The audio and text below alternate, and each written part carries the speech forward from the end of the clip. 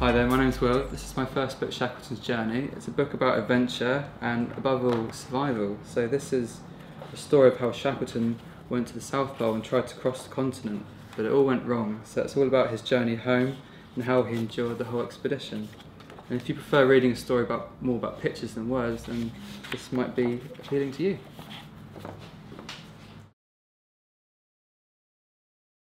So my inspirations for the illustrations came from the original expedition footage. My friend had a book, it's this book here actually, of all the original photographs, and I then, from looking at these, I went to look at all the footage, because Frank Hurley, the photographer, shot on an old camera all the footage, and that was the basis of all my drawings.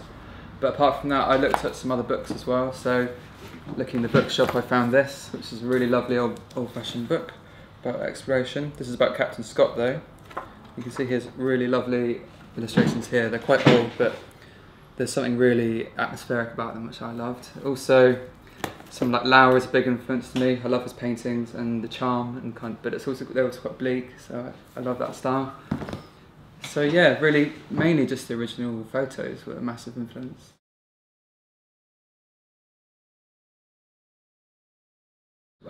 Mainly from looking at the colours of the time, so looking at the periods, the clothing, things like that. So what I'd do is I'll start off with a black and white palette like this, and you can see my swatches down the side, and I'd add another colour like an earth colour, but they're all quite sepia, sort of dark, earthy, quite natural colours, but the colour palettes really grew, if I can show you in here.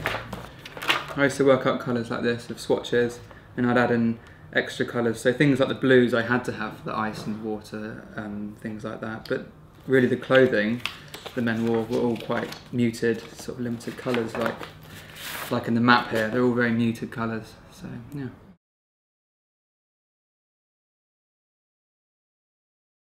Yes, yeah, it did take a little bit of time.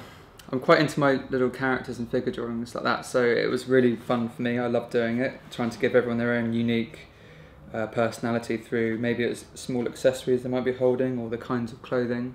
But I did use actual reference when I looked at it, so that's where the exhibition footage was really handy.